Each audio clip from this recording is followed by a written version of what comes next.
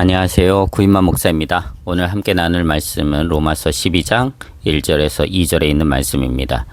제가 읽겠습니다. 그러므로 형제들아 내가 하나님의 모든 자비하심으로 너희를 권하노니 너희 몸을 하나님이 기뻐하시는 거룩한 산 제물로 드리라. 이는 너희가 드릴 영적 예배니라. 너희는 이 세대를 본받지 말고 오직 마음을 새롭게 함으로 변화를 받아 하나님의 선하시고 기뻐하시고 온전하신 뜻이 무엇인지 분별하도록 하라. 아멘. 오늘 본문은 그러므로 라는 접속사로 시작이 됩니다. 이 그러므로라는 접속사는 앞의 내용에 따른 어떤 결과들을 자연스레 연결시킬 때 사용하는 접속사입니다. 그렇기 때문에 12장 이전에 기록되어진 내용들을 우리가 함께 살펴볼 필요가 있는데요. 12장 이전에 기록된 내용을 요약하자면 하나님께서 분열된 로마 교회 성도들을 긍휼히 여기심으로 사도 바울을 통하여 다시 들려주신 복음입니다. 로마 교회의 실제적인 문제는 성도 간의 분열이었습니다. 그 분열 가운데 유대인은 유대인들끼리, 이방인은 이방인들끼리 함께 모여서 예배를 드렸습니다. 그리고 자신들의 옳음을 증명하기 위한 방법으로 유대인은 이방인들을 비난했고요. 또 이방인들은 유대인들을 정죄했습니다. 그렇게 분열된 로마 교회 내 유대인들과 이방인들을 향해 사도 바울이 해결책으로 제시한 것은 복음이었습니다. 이를 증거하는 말씀이 로마서 1장 15절인데요. 사도 바울은 이렇게 말합니다. 그러므로 나는 할 수 있는 대로 로마에 있는 너희에게도 복음 전하기를 원하노라. 분명 로마 교회 성도들은 복음을 들었을 것입니다. 그래서 지난날 예수님을 나의 구주로, 나의 주님으로 영접했을 것입니다. 비록 지금은 335 이해관계가 일치하는 사람들끼리 모였지만 그전에는 분명 예수 그리스도 안에서 하나됨으로 연합하여 함께 모여 감사와 찬송으로 하나님께 예배드렸던 주님의 교회였기 때문입니다. 그런 주님의 몸된 교회로 다시 회복하기 위하여 로마 교회 성도들에게 가장 필요한 것, 꼭 필요한 것은 그들을 구원한 은혜의 복음을 다시 듣는 것이었습니다. 그렇다면 사도 바울이 로마 교회 성도들에게 전한 다시 들어야 하는 복음의 내용은 무엇이었을까? 첫 번째로 모든 사람은 하나님 앞에서 죽어 마땅한 죄인이다 라고 하는 것입니다. 로마서 3장 9절에서 12절은 이렇게 증거합니다. 그러면 어떠하냐? 우리는 나으냐? 결코 아니라 유대인이나 헬라인이나 다 죄 아래 있다고 우리가 이미 선언하였느니라. 기록된 바 의인은 없나니 하나도 없으며 깨닫는 자도 없고 하나님을 찾는 자도 없고 다 치우쳐 함께 무익하게 되고 선을 행하는 자는 없나니 하나도 없도다. 무슨 말씀입니까? 유대인이나 헬라인이나 다 죄 아래 있다는 것입니다. 그러니 그 죄로 인하여 죽어 마땅한 존재였다라고 하는 것을 증거하는 것이죠. 또 로마서 3장 23절에서도 이렇게 증거합니다. 모든 사람이 죄를 범하였음에 하나님의 영광에 이르지 못하더니. 여기 모든 사람이란 그 당시 유대인과 이방인들을 총칭하는 말입니다. 그러므로 유대인이든 이방인이든 다 하나님께 죄를 범한 죄인이라는 것입니다. 그 죄의 경중을 하나님의 말씀인 성경은 논하지 않습니다. 그저 유대인이든 이방인이든 똑같은 죄인이라는 것이고 똑같이 하나님의 영광에 이르지 못한다는 것입니다. 물론 유대인은 유대인 나름대로 이방인보다 낫다고 말할 근거가 분명히 있습니다. 율법과 할례가 그 대표적인 예가 될 것입니다.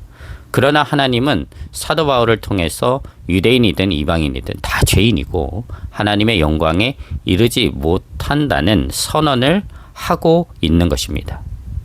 이렇게 죄를 범한 인간의 숙명은 그 죄의 삭스로 죽음에 이르는 자들이 되었습니다. 즉 죄 때문에 유대인이든 이방인이든 또 이방인에 속하는 저와 여러분들이겠죠. 모두가 다 죽어야만 하는 존재가 된 것입니다. 이를 증거하는 말씀이 로마서 6장 23절인데요. 제가 읽겠습니다. 죄의 삭은 사망이요 하나님의 은사는 그리스도 예수 우리 주 안에 있는 영생이니라.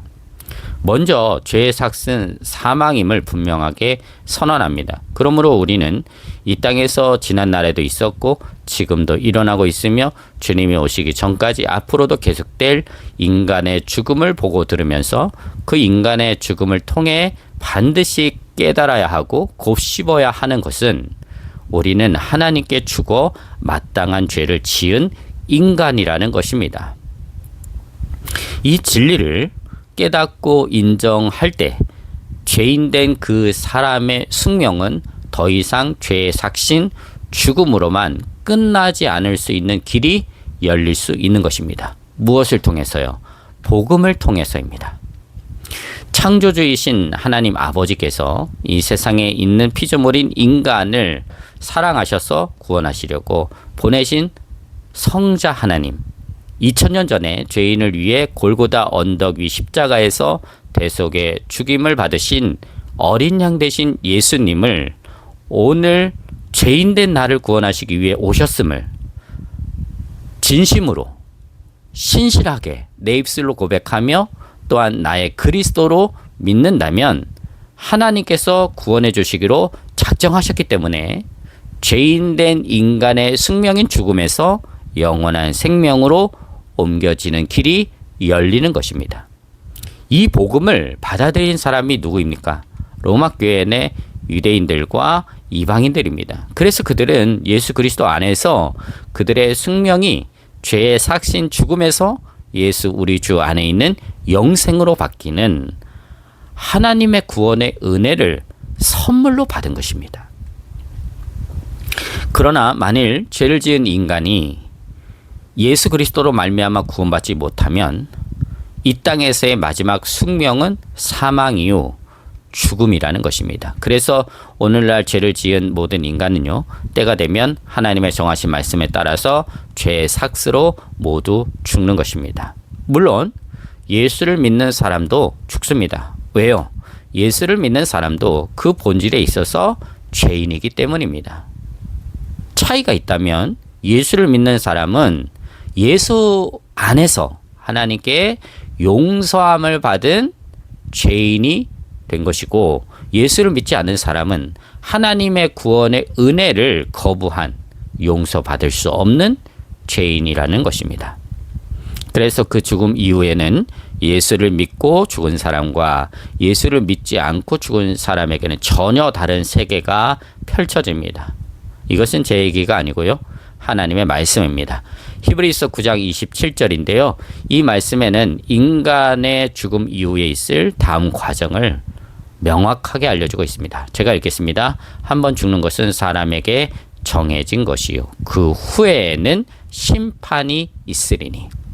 한 번 죽는 것은 뭐라고요? 사람에게 정해진 것이다 라는 것입니다. 그러니까 누구든지 사람은 죽음을 피할 수 없습니다. 아무리 건강한 음식을 먹고 아무리 운동을 열심히 하고 아무리 안티에이징 화장품을 발라도 결국에는 다 죽습니다. 그래서 이런 죽음을 사람들이 두려워하지요. 그러나 사실 그 죽음보다 더 두려운 것이 있음을 우리는 반드시 알아야 하는데, 그것은 바로 죽음 이후에 창조주이신 하나님의 심판이 있다는 것입니다. 이것을 히브리서 기자를 통해 하나님께서 저와 여러분에게 가르쳐 주시는 것이죠. 그렇습니다. 하나님은 이 세상 모든 만물을 지으시고 다스리시는 창조주이십니다. 그리고 인간을 죄 가운데에서 능히 구원하시는 구원주가 되시며, 하나님의 정하신 마지막 날, 즉 재림의 날에는 심판주로 오십니다. 그 심판의 때에 하나님은 모든 사람을 알곡과 쭉정이로 구별하셔서 알곡은 천국에 모아들이시고 쭉정이는 불에 태워버리는 심판을 행하실 것입니다. 이러한 심판의 때를 증거하는 하나님의 말씀은 많지만 그 가운데 몇 군데만 찾아서 제가 읽겠습니다. 잘 들어보시기 바랍니다. 먼저 마태복음 25장 31절에서 34절 그리고 41절에 기록된 마지막 심판에 관한 예수님의 말씀입니다. 인자가 자기 영광으로 모든 천사들과 함께 올 때에 자기 영광의 보좌에 앉으리니 모든 민족을 그 앞에 모으고 각각 구분하기를 목자가 양과 염소를 구분하는 것 같이 하여 양은 그 오른편에 염소는 왼편에 두리라. 그때의 임금이 그 오른편에 앉아 있는 자들에게 이르시되 내 아버지께 복을 받은 자들이여 나와 창세로부터 너희를 위하여 예비된 나라를 천국이죠 상속받으라. 또 왼편에 있는 자들에게 이르시되 저주를 받은 자들아 나를 떠나 마귀와 그 사자들을 위하여 예비된 영원한 불에 들어가라. 하나님의 구원의 길이 되시는 예수 그리스도를 거부한 그러한 용서받지 못한 사람들이죠. 그 사람들을 저주받은 자들이라 그렇게 말씀하시면서 나를 떠나 마귀와 그 사자들을 위하여 예비된 영원한 불에 들어가라. 그렇게 심판하신 것입니다. 자, 마가복음 14장 26절에서 27절에 있는 말씀입니다. 그때 인자가 예수님이죠. 구름을 타고 큰 권능과 영광으로 오는 것을 사람들이 보리라. 또 그때에 그가 천사들을 보내어 자기가 택하신 자들을 땅 끝으로부터 하늘 끝까지 사방에서 모으리라.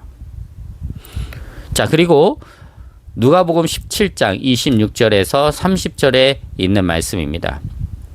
노아의 때에 된 것과 같이 인자의 때에도 그러하리라. 노아가 방주에 들어가던 날까지 사람들이 먹고 마시고 장가들고 시집가더니 홍수가 나서 그들을 다 멸망시켰으며 또 롯의 때와 같으리니 사람들이 먹고 마시고 사고 팔고 심고 집을 짓더니 롯이 소돔에서 나가던 날에 하늘로부터 불과 유황이 비오듯 하여 그들을 멸망시켰느니라. 인자가 나타나는 날에도 이러하리라. 그러니까 노아의 때와 같이 인자의 때에도 그러하게 되어질 것이다. 이 노아의 때 방주에 들어가기 전까지 사람들이 먹고 마시고 장가들고 시집갔다라고 하는 것은 우리가 일반적으로 생각하게 되어지는 먹고 마시고 장가들고 시집가는 그런 상황을 묘사한 게 아니고요. 그 당시에 부패했던, 그러니까 하나님의 말씀에 대하여서 불순종하고 그리고 거부하게 되어지고 그러면서 자신들의 인생을 즐기고 쾌락에 빠져서 살아가게 되어졌던 그 부패한 삶을 사람들이 먹고 마시고 장가들고 시집가더니 라고 하는 표현으로 나타내고 있는 것입니다. 또 롯의 때도 마찬가지죠. 먹고 마시고 사고 팔고 심고 집을 짓더니, 이 말씀도 그러한 맥락에서 주어진 것입니다. 그러한 때에 이렇게 하나님께서 그들을 어떻게 하시느냐? 멸망시켰다라는 것이죠. 그런 것처럼 인자가 나타나는 날에도 심판의 때에도 그러한 일들이 일어나게 되어질 것이다. 환란이 일어나게 되어질 것이다 라고 하는 것입니다.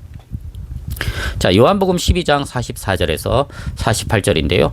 예수께서 외쳐 이르시되 나를 믿는 자는 나를 믿는 것이 아니요 나를 보내신 이를 믿는 것이며 나를 보는 자는 나를 보내신 이를 보는 것이니라. 나는 빛으로 세상에 왔나니 무릇 나를 믿는 자는 어둠에 거하지 않게 하려 함이로다. 사람이 내 말을 듣고 지키지 아니할지라도 내가 그를 심판하지 아니하노니 내가 온 것은 세상을 심판하려 함이 아니요 세상을 구원하려 함이로라. 나를 저버리고 내 말을 받지 아니하는 자를 심판할 리가 있으니 곧 내가 한 그 말이 마지막 날에 그를 심판하리라. 예수님은 이 세상에 오셨을 때, 초림하셨을 때, 그때 심판하기 위해서 오신 게 아니라 구원하기 위해서 오셨다는 것입니다. 그래서 그 구원의 역사를 이루셨죠. 그리고 그 예수님의 구원의 역사 가운데에서 예수님의 그 복음을 받아들이지 않게 되어지는 그런 사람들, 그 사람들을 심판할 리가 있다라는 것입니다. 그분이 누구시겠습니까? 하나님이시죠. 하나님께서 그렇게 마지막 날에 심판하신다라고 하는 것을 말씀하고 있는 것입니다. 또 요한계시록 20장 12절에서 15절인데요. 또 내가 보니 죽은 자들이 큰 자나 작은 자나 그 보좌 앞에 서 있는데 책들이 펴 있고 또 다른 책이 펴졌으니 곧 생명책이라. 죽은 자들이 자기 행위를 따라 책들에 기록된 대로 심판을 받으니 바다가 그 가운데에서 죽은 자들을 내주고 또 사망과 음부도 그 가운데에서 죽은 자들을 내주매 각 사람이 자기 행위대로 심판을 받고 사망과 음부도 불못에 던져지니 이는 둘째 사망 곧 불못이라. 이것이 죄를 지은 인간이 죽음 이후에 하나님께서 정하신 마지막 때 맞이할 가장 두렵고 가장 무서운 전무후무한 최후의 심판입니다. 이런 죄의 삭을 치르기 위해 죽어 마땅한 그리고 최후의 심판에서 영원한 불못에 던져질 그 자리에 누가 있었던 것입니까?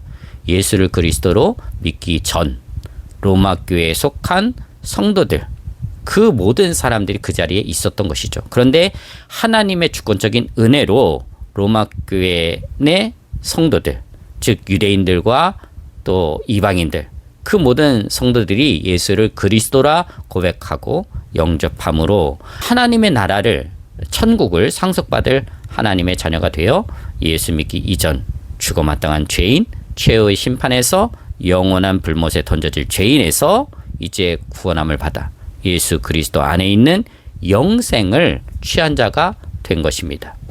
이 하나님의 무한하신 은혜, 도저히 갚을 수 없고 헤아릴 수 없는 그 은혜를 예수 그리스도 안에서 유대인이든 이방인이든 차별 없이 다 받은 것입니다. 그리고 이제 세상에서 구별된 하나님의 자녀로, 거룩한 자녀로 주님의 몸된 로마 교회의 지체들이 되었다라고 하는 것이죠. 이것이 로마서 12장 1절에 그러므로에 담겨 있는 내용들입니다. 이 말로 다 할 수 없고 측량 못할 은혜를 여러분 한번 생각해 보십시오. 이 사랑을 받을 만한 자격이 로마 교회 내 유대인들이나 이방인들에게 있었습니까? 전혀 없었습니다. 이 사랑을 받을 만한 어떤 조건도 로마 교회 내 유대인들이나 이방인들이 충족하지 못했습니다. 그래서 예수 그리스도 안에서 주어지는 구원은 우리의 어떤 종교적인 노력이나 행위나 열심이나 봉사나 헌신으로 얻어지는 것이 아닌 오직 하나님의 은혜입니다. 이 은혜를 깨달으라고 사도 바울은 로마 교회에 다시 복음을 전한 것입니다. 그리고 이제 그 복음을 통해 이 은혜를 깨달은 형제들을 향해 사도 바울은 권면합니다. 내가 하나님의 자비하심으로 너희를 권하노니 너희 몸을 하나님이 기뻐하시는 거룩한 산 제물로 드리라. 이는 너희가 드릴 영적 예배니라. 여기 너희 몸이란 단순히 육체를 말하는 것이 아니라 육체를 포함한 내 전 인격을 말합니다.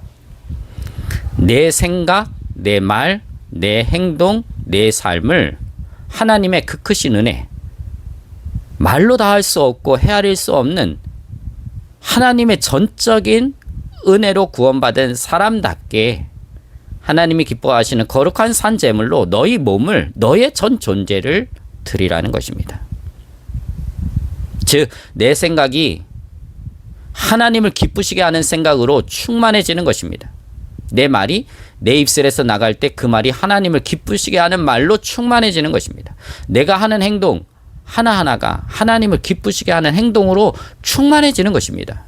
이렇게 내 생각, 내 말, 내 행동이, 내 의지가 하나님을 기쁘시게 하는 것으로 충만하게 채워지는 삶을 살 때 우리는 내게 주어진 하나님의 전적인 은혜를 증거하는 자로 또 우리 자신을 하나님이 기뻐하시는 거룩한 산 제물로 드리는 합당한 예배자의 삶을 사는 자로 하나님께서 기쁘시게 받아주실 것입니다. 이렇게 구별된 삶, 거룩한 삶을 지속하기 위해서 여러분 반드시 필요한 것이 있는데요. 그것은 수동적으로 세상적인 어떤 세속적인 풍조를 거부하는 것입니다. 그리고 적극적으로는요. 하나님의 선하시고 기뻐하시고 온전하신 뜻이 무엇인지를 세상 속에서 분별하는 것입니다. 그래서 하나님의 뜻을 이루는 삶을 신실하게 살아가는 것입니다. 이렇게 하나님의 뜻을 여러분의 삶 가운데에서 늘 놓치지 않고 이루시는 그 은혜가 충만해지시기를 주님의 이름으로 축복합니다. 감사합니다.